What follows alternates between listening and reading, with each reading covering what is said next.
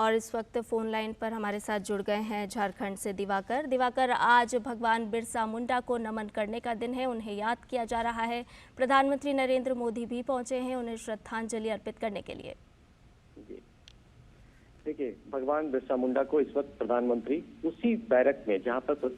भगवान बिरसा मुंडा को रखा गया था अंग्रेजों के द्वारा कैद करके, और जहां पर उन्होंने अंतिम सांसें ली थी, वहां पर इस वक्त प्रधानमंत्री उन्हें नमन कर रहे हैं। अंदर में वो जो रूम है और वहीं पर एक प्रदर्शनी और उनके जो पूरे जीवन, जो भी आदिवासी समाज में जिनका योगदान था, जिन्होंने अपना योगदान दिया है, वहां पर प्रधानमंत्री उनको अभी ट्रिब्यूट कर रहे हैं। और उसके बाद उनकी एक वहां पर पूरी झलक लाइट साउंड शो के जरिए पूरी व्यवस्था वहां पर की गई है। जो आम लोग जब यहाँ आते हैं इस म्यूजियम में, उसका वो देखते हैं, तो उसका यहाँ पर इंतजाम प्रधानमंत्री जी अभी वो देख रहे हैं। तो लगातार सबसे पहले जब प्रधानमंत्री जी इस म्यूजियम में आए थे, तो यहाँ पर उन्होंने वो बिरसा मुंडा की जो आदमकद प्रतिमा है, आदमकद प्रतिमा पर उन्होंने आदमकद प्रतिमा पर उन्होंने माल्यार्पण किया। उनके साथ गवर्नर भी थे, केंद्रीय मंत्री अर्जुन मुंडा थे और साथ ही साथ दूसरे लोग थे। तो लगातार इस तरह से चल रहा है और प्रधानमंत्री अभी अंदर में जो वो रूम है वहां पर। जी दिवाकर, ये जो स्थान है ये बेहद खास है अपने आप में, क्योंकि ये वही पुराना जेल है जो बैरक नंबर 4, जहां पर भगवान बिरसा मुंडा ने अंतिम दिन गुजारे थे। जी, ये वही बैरक है जहां भगवान बिरसा मुंडा का एक, जो हम कह सकते हैं कि योगदान, और किस तरीके से आदिवासी समाज ने जो देश की आजादी में अपना योगदान दिया है, उसका अंग्रेजों के खिलाफ जो लड़ाई थी, मात्र 25 साल वो जीवित रहे थे और 25 साल में ही उन्होंने उल गुलान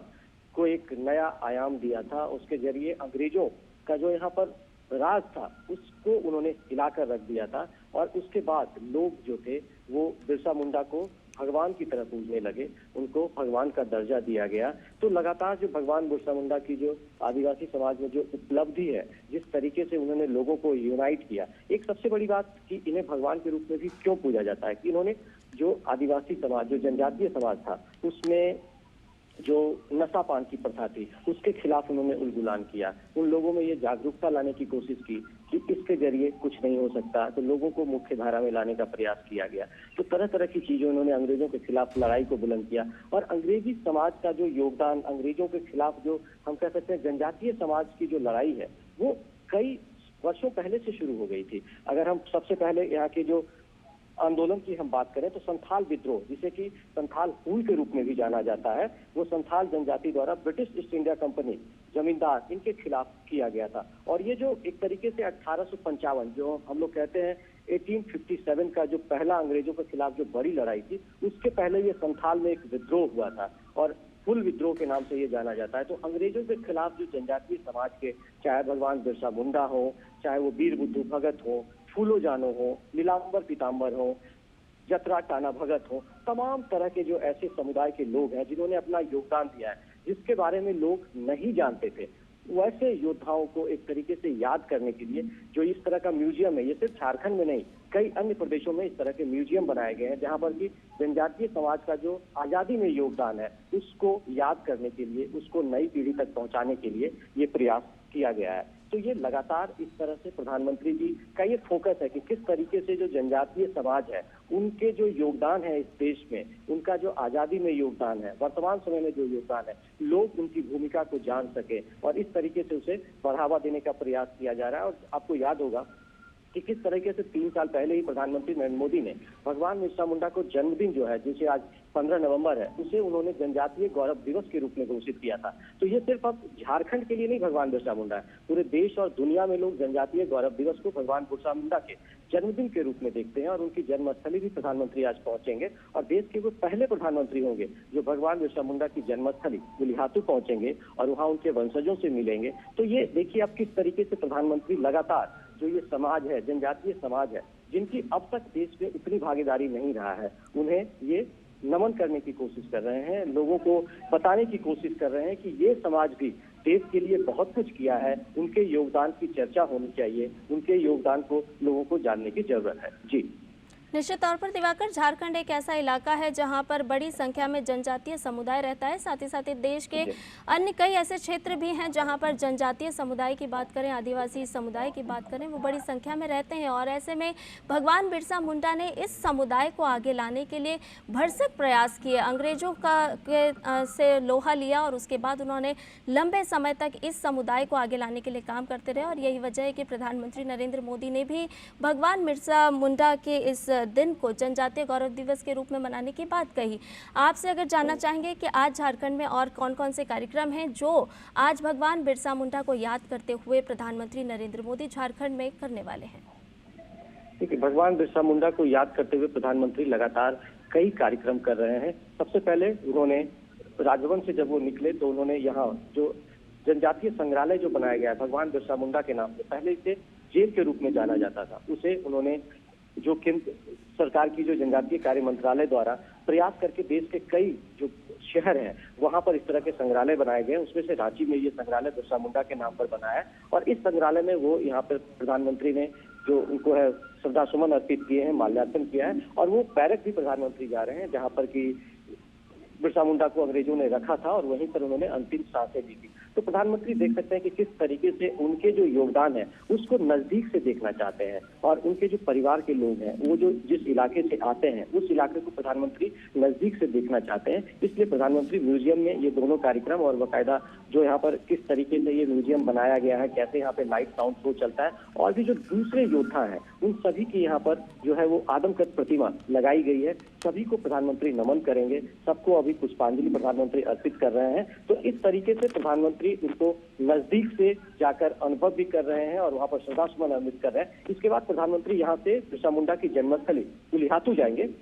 जो खूंटी जिला मुख्यालय है वहां से करीब 35 किलोमीटर दूर है। तो वहां पहले प्रधानमंत्री होंगे नरेंद्र मोदी, जो उनको श्रद्धासुमन अर्पित करने के लिए उनके उस जगह पर जा रहे हैं जहां पर उन्होंने जन्म लिया था, जहां पर वो पैदा हुए थे। और वहां पर बाकायदा उनके वंशजों से मुलाकात करेंगे। और वहां पर भी एक आदमकद प्रतिमा बनाई गई है, उस प्रतिमा पर भी प्रधानमंत्री श्रद्धांजलि अर्पित करेंगे और उसके बाद उनके वंशजों से संवाद करेंगे। तो वंशज काफी उत्साहित है उनके, लगातार हम लोग पिछले कई दिनों से इस चीजों को दिखा रहे हैं कि किस तरीके से उत्सव का माहौल है प्रधानमंत्री के आने को लेकर। लोगों में इंतजार है कि प्रधानमंत्री नरेंद्र मोदी जब यहाँ पहुंचेंगे तो किस तरीके से उनका वेलकम किया जाए। ट्रेडिशनल तरीके से वेलकम करने की वहाँ तैयारी की गई है। उनके वंशज ट्रेडिशनल ड्रेस तो पहनते ही हैं, लेकिन उसमें भी आज एक और रंग देखने को मिलेगा कि किस तरीके से प्रधानमंत्री को वेलकम करने के लिए वो तैयार है। उसके बाद प्रधानमंत्री वहां पर उस कार्यक्रम में शामिल होने के बाद उनके परिजनों से संवाद करने के बाद सीधे फिर खूंटी आएंगे, जहाँ पे खूंटी मैदान है, कॉलेज है, उसमें एक कार्यक्रम रखा गया है, सरकारी कार्यक्रम है जिसमें प्रधानमंत्री जो संकल्प विकास भारत यात्रा है उसकी शुरुआत करेंगे, उसकी वहां से लॉन्चिंग करेंगे। साथ ही साथ जो पीवीटीजी ग्रुप है उनके लिए एक 24,000 करोड़ रुपए की जो एक मिशन की शुरुआत प्रधानमंत्री करेंगे। तो ये वैसे ग्रुप है जिनका कि हम किस तरीके से कह सकते हैं कि बुनियादी सुविधाएं उन गाँव तक अभी तक नहीं पहुंची है। वैसे ट्राइबल्स है जो विकास की धारा में पीछे रह गए हैं, तो उनके लिए एक बड़ी सौगात आज प्रधानमंत्री यहाँ से पूरे देशवासियों को देने जा रहे हैं। जो जनजातीय समाज के लोग हैं जिसकी संख्या लगातार जो हम कह सकते हैं कि वैसे जो वल्नरेबल ग्रुप है जिनकी संख्या भी घट रही है, उनके लिए विकास के वो आयाम अब तक तय नहीं हुए जो जिसकी जरूरत थी। कई ऐसे भी अभी भी जनजाति हैं जो पहाड़ों में रहते हैं, दूर दराज के इलाकों में रहते हैं, ना तो उनके पास बिजली की उचित व्यवस्था हो पाई है, स्वास्थ्य की व्यवस्था हो पाई है, उनके बच्चों की पढ़ने की व्यवस्था नहीं ढंग से हो पाई है। तो लगातार वो मुख्य धारा से पीछे छूटते गए हैं। तो प्रधानमंत्री की आज जो पहल हो रही है, ये 24,000 करोड़ रुपए की जो ये मिशन जो आज शुरू हो रहा है, इसके जरिए ये कोशिश किया जाएगा कि इन इलाकों में जो बुनियादी सुविधाएं हैं उसका विस्तार किया जाए और वहां पर शिक्षा का हो, चाहे फिर स्वास्थ्य सेवा का विस्तार हो, सड़कें पहुंचाने की बात हो, शुद्ध पेयजल देने की बात हो, तो तमाम तरह के जो स्कीम्स हैं वहां पर लेकर जाया जाएगा और उसके बाद उनका विकास किया जाएगा। साथ ही साथ लगातार जो जनजातीय कार्य मंत्रालय जो इन चीजों को देखता है उसके जरिए ये कोशिश की गई है कि ऐसे इलाके जो जनजाति बहुल इलाके हैं वहां पर जो नवोदय स्कूल हुआ करता था, सेंट्रल स्कूल होता है, उसी की तर्ज पर यहाँ पर एकलव्य विद्यालय की स्थापना की गई है। तो एकलव्य विद्यालय में जनजातीय समाज के बच्चे पढ़ने आएंगे उनका कायाकल्प होगा। और इसी साल और अगले साल तक ये टारगेट रखा गया कि सभी विद्यालयों में करीब 35,000 शिक्षकों को नियुक्ति की जा रही है। कई जगहों पर पढ़ाई का काम शुरू हो गया है, वहां पर बुनियादी सुविधाओं का विस्तार हो रहा है। तो बच्चे घर से निःशुल्क जाकर हॉस्टल में रहेंगे और पढ़ेंगे। तो सोच सकते हैं कि किस तरीके से केंद्र सरकार संवेदनशील है, प्रधानमंत्री नरेंद्र मोदी संवेदनशील है इस समाज को लेकर, जनजातीय समाज को लेकर, कि किस तरीके से इनका विकास हो, इनको मुख्य धारा में लाया जाए। और जो अब तक पिछले जो 70 सालों में 75 सालों में देश की आजादी के बाद विकास की दौर में पीछे रह गए हैं, उन्हें मुख्य धारा में लाया जाए और उनका विकास किया जाए। तो लगातार प्रधानमंत्री नरेंद्र मोदी इसको लेकर जो हम कह सकते हैं कि संवेदनशील है और संकल्पित भी है कि इन समाज को मुख्य धारा में लाना है और इनके योगदान की चर्चा देश और दुनिया में भी करनी है, ताकि इनके योगदान को लोग जान सके और इनकी जो भूमिका रही है उस पर हम गर्व कर सके कि जो जनजातीय समाज है उन्होंने किस तरीके से देश की आजादी के लिए अपना योगदान दिया है। और देश को एक सूत्र में बांधने के लिए जो प्रधानमंत्री का एक जो नारा भी है और प्रधानमंत्री की लगातार ये कोशिश भी होती है कि एक भारत श्रेष्ठ भारत की जो परिकल्पना है उसमें भी ये पूरी तरह से फिट बैठता है कि वो जो एक होना चाहिए कि देश के विकास में हर किसी की भूमिका होनी चाहिए, हर किसी का योगदान होना चाहिए और विकास की जो अलग देश में जगह है उसमें कोई पीछे नहीं छूटे, सबको बराबर समानता का अधिकार मिले। तो इन सब बिंदुओं पर भी प्रधानमंत्री का फोकस है और उसे हम मान सकते हैं कि आज जो स्कीम्स वहां पर लॉन्च हो रही हैं उसके जरिए ये जो प्रधानमंत्री की परिकल्पना है और ये जो संकल्प है वो भी पूरा होता दिख रहा है। जी निश्चित तौर पर दिवाकर, जैसा कि आपने बताया कि ये एक विकसित भारत संकल्प यात्रा जो है वो कहीं ना कहीं एक विकसित भारत, आत्मनिर्भर भारत की एक महत्वपूर्ण कड़ी के रूप में हमारे सामने आएगा। और जो कि भगवान बिरसा मुंडा भी चाहते थे कि जो शोषित लोग हैं, जो वंचित लोग हैं, जो जनजातीय समुदाय हैं, वो एक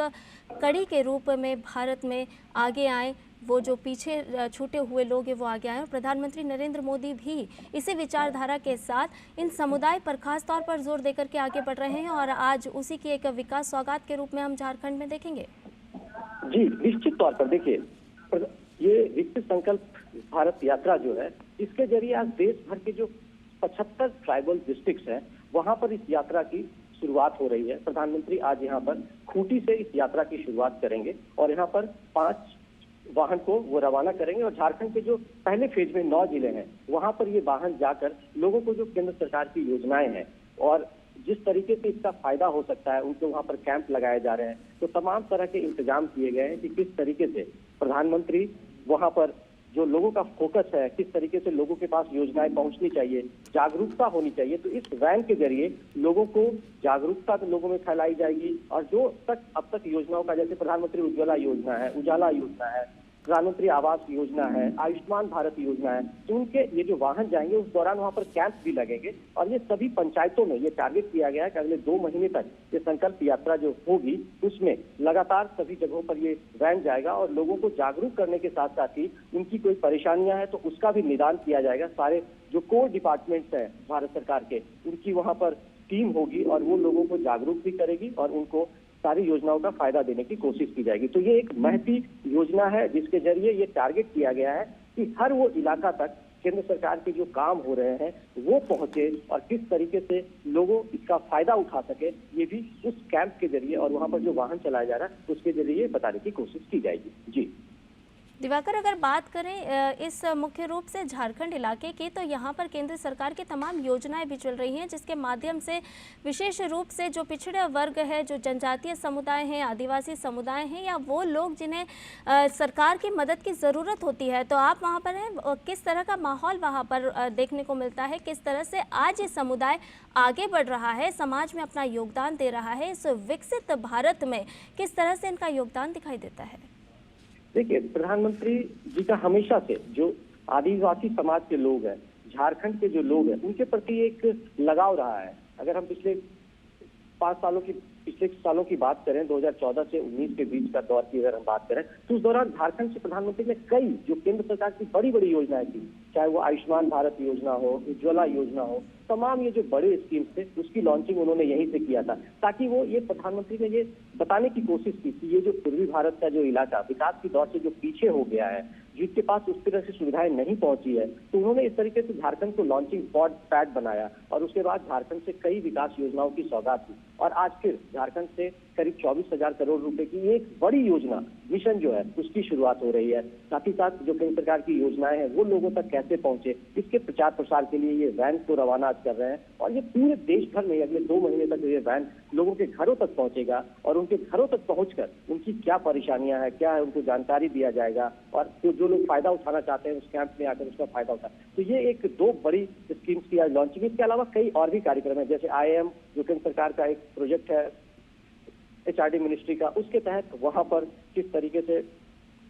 वहां जो नया भवन बना है उसकी आज प्रधानमंत्री शुभारंभ करने वाले हैं। साथ ही साथ IIIT का जो बिल्डिंग बना है उसका शुभारंभ करने वाले हैं। इसके साथ ही साथ कई और भी परियोजनाएं हैं, सड़क मार्ग की परियोजनाएं, उसको भी प्रधानमंत्री आज वहां से शुभारंभ करेंगे। तो प्रधानमंत्री आज झारखंड को कई सौगात देने जा रहे हैं और देश को कई सौगात देने जा रहे हैं। और प्रधानमंत्री लगभग म्यूजियम जो ये बिरसा मुंडा संग्रहालय जो बनाया गया था, यहाँ पर प्रधानमंत्री ने सारे जो वीर योद्धा थे जिन्होंने अपना योगदान देश की आजादी में दिया था, उनको प्रधानमंत्री नमन कर चुके हैं। और अब बिरसा मुंडा संग्रहालय से प्रधानमंत्री थोड़ी देर में यहाँ से निकलने वाले हैं और इसके बाद प्रधानमंत्री उलिहातू की ओर जाएंगे। यहाँ से पहले रांची एयरपोर्ट और उसके बाद उलिहातू पहुंचेंगे। तो प्रधानमंत्री को लेकर लगातार रांची की सड़कों पे कल आपने शाम में रोड शो में देखा था किस तरीके से रात 10 बजने 10:30 बजे के बावजूद लोग ठंड में प्रधानमंत्री का इंतजार कर रहे थे और उनके स्वागत के लिए सड़कों पर निकले थे। तो प्रधानमंत्री झारखंड के लोगों के दिलों में बसते हैं और प्रधानमंत्री ने भी ये साबित किया है और दिखाया है कि कैसे झारखंड के लोग उनके दिल में भी बसते हैं। तो प्रधानमंत्री लगातार ये कोशिश कर रहे हैं कि झारखंड में विकास की जो किरण है वो पहुंचे और आदिवासी समाज, जनजातीय समाज जो मुख्य धारा से पीछे रहे हैं उनको मुख्य धारा में लाया जाए और वैसे उनके वीर योद्धा जिन्होंने देश के लिए बहुत कुछ किया है, कुर्बानियां दी है, अपने परिवार के साथ उन्होंने संघर्ष किया है, अंग्रेजों के खिलाफ लड़ाई बुलंद की थी, वैसे लोगों को एक सम्मान देने का भी प्रयास किया जा रहा है। और जनजातीय गौरव दिवस उसे एक बड़ी हम मील के पत्थर के रूप में देख सकते हैं कि जब जनजातीय गौरव दिवस की घोषणा हुई थी तो झारखंड के लोगों में एक नई ऊर्जा का संचार हुआ था। लोगों ने सोचा कि हाँ, कि हमारे जो योद्धा थे, आदिवासी समाज के जो योद्धा थे, जनजातीय समाज के जो योद्धा थे, उनको भी देश में वो स्थान मिल रहा है जो स्थान अब तक नहीं मिला था। तो हम कह सकते हैं कि प्रधानमंत्री लगातार इस बात पर फोकस कर रहे हैं कि सिर्फ बिरसा मुंडा नहीं बल्कि जो दूसरे भी जनजातीय समाज के जो योद्धा है उनके नाम पर सभी जगह म्यूजियम बनाया जा रहा है ताकि लोग आ सके। और प्रधानमंत्री जब इन जगहों पर पहुंचते हैं तो उसका एक टूरिज्म एक्सप्रेस भी होता है कि लगातार वो पर्यटन के रूप में, वो हब के रूप में डेवलप होता है। जब इसका उद्घाटन हुआ था तो लगातार जो ये म्यूजियम है यहाँ पर विजिट करने वालों की संख्या लगातार बढ़ गई थी, चाहे वो दूसरे राज्यों से लोग आए, चाहे लोकल जो लोग हैं वो आते हैं। तो लगातार म्यूजियम में लोगों की संख्या काफी बढ़ी हुई दिखी। और उसके बाद अब जब आज प्रधानमंत्री यहाँ से विजिट करके जाएंगे तो निश्चित तौर पर ये म्यूजियम आने वाले दिनों में एक बड़ा टूरिज्म हब झारखंड का बनकर उभरेगा। तो लगातार प्रधानमंत्री की इस तरीके से भी ये कोशिश होती है कि लोगों को जानकारी तो मिले ही, साथ ही साथ लोग आगे भी आए और कर सके कि किस तरीके से जो जनजातीय समाज है उसने देश की आजादी में योगदान दिया है और उनको याद करने की जरूरत है, उनके बारे में लोगों को बताने की जरूरत है। और इस तरह के जो म्यूजियम और संग्रहालय बने हैं वो इसमें मील का पत्थर साबित होने जा रहे हैं। जी निश्चित तौर पर दिवाकर, प्रधानमंत्री नरेंद्र मोदी कहते भी हैं कि ऐसे संग्रहालयों में देश के युवाओं को ज़रूर जाना चाहिए, नई पीढ़ी को ज़रूर जाना चाहिए कि वो हमारे देश के आज़ादी के नायकों को जाने, उनसे कुछ सीख लें, उनको देखें। और प्रधानमंत्री नरेंद्र मोदी खुद भी संग्रहालय में पहुंचते हैं और ये निश्चित तौर पर देश के लोगों के लिए एक संदेश भी होता है कि वो जाकर के जननायकों को जाने। आज ये उसी कड़ी में एक संग्रहालय का दौरा भी प्रधानमंत्री नरेंद्र मोदी का। ठीक है, निश्चित तौर पर ये उसी कड़ी में ये संग्रहालय का दौरा है। और देखिए प्रधानमंत्री कितने संवेदनशीलता के साथ एक एक चीजों की जानकारी ले रहे हैं। यहाँ पर जो TRI के डायरेक्टर हैं उनसे बकायदा एक एक पहलू की जानकारी ले रहे हैं कि किस तरीके से इनका योगदान है और किस तरीके से आप म्यूजियम में क्या लाइव शो दिखाया जाता है। तो तमाम तरह की जानकारी प्रधानमंत्री ले रहे हैं। और प्रधानमंत्री बकायदा इसके बाद जब जाते हैं तो इसको सोशल मीडिया पर प्रचारित और प्रसारित भी करते हैं कि ये झारखंड में इतनी खूबसूरत जगह है, झारखंड में ऐसे स्वतंत्रता सेनानी हुए हैं। तो तमाम तरह, जैसे कि मन की बात की अगर हम बात करें तो लगातार प्रधानमंत्री ने, चाहे वो तिलका मांझी हो, संथाल विद्रोह के जो जननायक हो, तमाम लोग जो जिन्होंने आजादी में अपना योगदान दिया है, वैसे लोगों का मन की बात में लगातार प्रधानमंत्री जिक्र करते रहे। भगवान बिरसा मुंडा का तो मुझे लगता है कि कम से कम दर्जन बार से ज्यादा बार प्रधानमंत्री जी ने जिक्र किया है मन की बात में। तो आप समझ सकते हैं कि किस तरीके से प्रधानमंत्री जी लगातार इस बात को फोकस करते हैं कि लोग उनके बारे में जान सकें और लोग प्रधानमंत्री अपील भी करते हैं कि आप उस म्यूजियम में जाइए और देखिए और समझिए कि किस तरीके से इन्होंने योगदान अपना दिया है। तो लगातार ये कोशिश होती है कि जो इस तरह के संग्रहालय बनाए जा रहे हैं उसमें लोग जाएं और जो हमारा गौरवशाली इतिहास है उसके बारे में जान सकें। और प्रधानमंत्री नरेंद्र मोदी ने ही इसका वर्चुअली जो ये म्यूजियम है जहां प्रधानमंत्री विजिट कर रहे हैं उसका वो उद्घाटन किया था और साथ ही साथ उन्होंने कई अन्य राज्यों में भी जो आदिवासी म्यूजियम बने थे उसका भी उन्होंने उद्घाटन किया था। तो लगातार जो आदिवासी समाज का 2-3 हम और योद्धा की बात करते हैं, जैसे भगवान बिरसा मुंडा हो गए, इनके एक सैनिक थे गया मुंडा, ये भी बहुत बड़े क्रांतिकारी यहाँ पर माने जाते थे और इनका भी योगदान जो है इस समाज में काफी ज्यादा है। और जनजाति समाज में लोग उन्हें भी आज भी पूछते हैं, चाहे वीर बुद्धू भगत हो, ये भी एक भारतीय क्रांतिकारी थे जिन्होंने लगभग 1831-32 के आसपास ब्रिटिश शासन के खिलाफ छोटा नागपुर में कोल विद्रोह का नेतृत्व किया था। तो ऐसे, और ये सिंपल किसान परिवार से आते थे, तो ऐसे लोगों ने छोटा नागपुर के रांची, हजारीबाग, पलामू, इन तमाम जगहों पर जो है वो अलख जगाया था अंग्रेजों के खिलाफ। जो कहा जाता था एक कि अंग्रेजों ने मुगल को हराकर भारत पर राज किया था और उनका सूरज अस्त नहीं होता था, तो ये बात कही जाती थी। लेकिन आदिवासी समाज के जो जननायक हुए उन्होंने इस धारणा को तोड़ दिया। आदिवासी समाज के जैसे 1855 से 57 की जो विद्रोह की बात हम लोग करते हैं उसमें उसके बाद ही ये कहा गया कि 1857 का विद्रोह भारत में यूनाइट तरीके से थोड़ा सा हो पाया कि लोगों को लगा कि नहीं, अंग्रेजों को हम हरा सकते हैं। तो ये इस तरह के हमारे योद्धा हुए, चाहे वो तिलका मांझी हो, संथाल विद्रोह के हमारे मूल के नायक हो, चाहे फिर वीर बुद्धू भगत हो, इन तरह के तमाम जो हमारे स्वतंत्रता सेनानी हुए, जनजातीय समाज के स्वतंत्रता सेनानी हुए, इन्होंने अपना योगदान दिया और देश आज उन्हें याद कर रहा है। और इसके प्रधानमंत्री नरेंद्र मोदी की बहुत बड़ी पहल है जिसके जरिए लोग इनके बारे में जान पा रहे हैं। जी निश्चित तौर पर दिवाकर, प्रधानमंत्री नरेंद्र मोदी की ये पहल और न केवल भारत के लोग बल्कि दुनिया भर के लोग भारत के इन विभिन्न समुदायों को उस तरह से, उस नज़रिए से देख पा रही है कि किस तरह से देश की आज़ादी में किस तरह से इनका योगदान रहा। ये हमारे देश के नायक हैं, जननायक हैं। और एक बात और आपसे जानना चाहेंगे कि आदिवासी समुदाय, जनजातीय समुदाय जो होता है वो धर्मांतरण की समस्या से मुख्य रूप से जूझ रहा था काफ़ी सालों से, और उसी की ये वजह रही कि लगातार हम देख रहे थे उसको रोकने के लिए प्रधानमंत्री नरेंद्र मोदी की जो केंद्र सरकार की जो विभिन्न योजनाएं हैं, चाहे वो जलाशय बनवाने की योजनाएं हो, पानी पर्याप्त पहुंचाने की योजना हो, या फिर घर घर बिजली हो, उज्ज्वला योजना के माध्यम से गैस कनेक्शन हो, यानी कि समुदाय को जब सारी चीज़ें मिलेंगी तो धर्मांतरण पर अपने आप रोक लग पाएगी। और भगवान बिरसा मुंडा को भी जब हम याद करते हैं तो धर्मांतरण पर सबसे बड़ी उन्होंने नकेल कसने का काम किया था, और इस देश को किस तरह से हम मुख्य धारा से जोड़ सकते हैं लोगों को, उसका काम किया था। निश्चित तौर पर उस पर उन्होंने काम किया था। एक समस्या रही थी क्योंकि देखिए, जनजातीय समाज के लोग शुरू से ही थोड़ी से मुख्य धारा से पीछे थे। तो जब धर्मांतरण का इश्यू आता है तो वहां पर यह हुआ कि जो विदेशी ताकतें यहाँ पर पहुंची थी उन्होंने वहां पर अपना साम्राज्य बढ़ाया, और उसके बाद साम्राज्य बढ़ाने के बाद यहाँ पर उन लोगों ने अपना प्रचार प्रसार किया। वहाँ थोड़ी बहुत स्वास्थ्य सुविधाएं विकसित की, थोड़े स्कूल्स भी खोले, तो जिसके जरिए लोगों को मोबिलाइज किया गया और लोग उस धर्मांतरण के कथित रूप में जो धर्मांतरण के कुछ लोग शिकार भी हुए, काफी संख्या में उसमें शामिल भी हुए। तो इसका एक परिणाम ये हुआ कि भगवान बिरसा मुंडा ने इसका विद्रोह किया और उसके बाद ही लोगों ने उनको पूजना शुरू किया और लोग उनको मानने लगे कि किस तरीके से ये जो एक बड़ी भूमिका उनकी है वो यहाँ पर चल रही है। हमारे साथ एक बहुत ही बड़े एक्सपर्ट है जो रानेंद्र जी हैं, वो लगातार हम आपको उनसे बात कराते हैं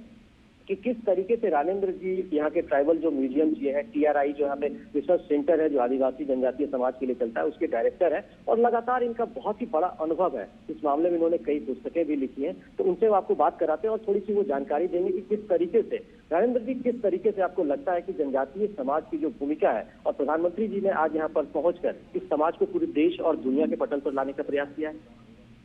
ये जो जनजातीय स्वतंत्रता सेनानियों का ये जो संग्रहालय है, माननीय प्रधानमंत्री जी के ही अभिकल्पना का ये एक प्रस्फुटन है। और सबसे खूबसूरत बात ये है कि भगवान बिरसा मुंडा या धरती आबा बिरसा मुंडा को महत्ता देने के पीछे है कि भगत सिंह की तरह 25 साल की उम्र में ये भी शहीद हो गए, और 25 साल की उम्र में ही जिस ढंग से उन चीजों ने रणनीति गढ़ी, अपने को एक रोगहर, एक वैद्य के तौर पर पहले लोकप्रिय किया, फिर अपने को एक मसीहा के तौर पे उनकी लोकप्रियता बढ़ी। तो एक धार्मिक और सामाजिक आंदोलन को फिर उन्होंने क्रांतिकारी आंदोलन में ढाला, और इसलिए ढाला कि 36 साल से चल रहा था, 1858 से 1894 तक चल रहा वो जो सरदारी आंदोलन था मुंडा सरदारों का, जो शांतिपूर्ण था, पीसफुल था, आवेदन दे रहे थे, प्रार्थना कर रहे थे विक्टोरिया महारानी से और कोर्ट में भी कि हमारी जमीनें वापस की जाए, वो आंदोलन चूंकि असफल हुआ तो बिरसा को हथियार उठाना पड़ा। तो ये 25 साल का युवक ये ढंग से रणनीति वैद्य के तौर पे और एक नए धर्म के बिरसाई पंथ के तौर पे, जिसमें वैष्णव धर्म का भी वो उन्होंने जोड़ा था, आदिवासियत के साथ फ्यूजन किया था। ये बड़ी खूबसूरत चीजें हैं जो उनको बाकी आदिवासी क्रांतिकारियों से ऊपर रखती हैं, इसलिए इनकी महत्ता है। एक चीज और कि वीर बुद्धू भगत का भी बहुत बड़ा योगदान है समाज में, किस तरीके से उनका जो कुछ चीजें बलिदान है वो हाँ ठीक कहा। 1831-32 के कोल रिवोल्ट पे जैसे झा ने काम किया, लेकिन खूबसूरती या महत्ता ये है कि पूरी दुनिया के आजादी की लड़ाई में जिस ढंग से शहादत वीर बुद्धू भगत के एक परिवार ने दी, 150 से 200 लोग शहीद हुए 1832 में, उनके गांव को घेर लिया अंग्रेजों ने कैप्टन तोप के साथ, और एक लोगों ने पहले अपनी शहादत दे दी, उनके भाई भतीजे, उनके 3 बेटे उदयकरण हलदर गिरधर, उनकी बेटियां फुलिया झुनिया। तो ऐसे सारे भाइयों ने, भतीजों ने, बेटों ने, बेटियों ने जो शहादत दी था वो वीर बुद्धू भगत के पास पहुंच सका और उनका सर काट के पिठोरिया में बिल्किसन के पास ले गया। तो पूरी दुनिया के इतिहास में एक दिन आजादी की लड़ाई में प्राण उत्सर्ग करने वाले 150 से 200 एक परिवार के लोग आपको नहीं मिलेंगे जो इस शहादत में है। दूसरे की जो संथाल हुल हमारा है 1855-56 का, सिदो कानो चांद भैरव फुलो झानो, 30,000 लोग, जिसमें हर जाति समुदाय के लोग उस इलाके के, तमिलको के, और 2 बार उन्होंने हरा दिया अंग्रेजी फौज को।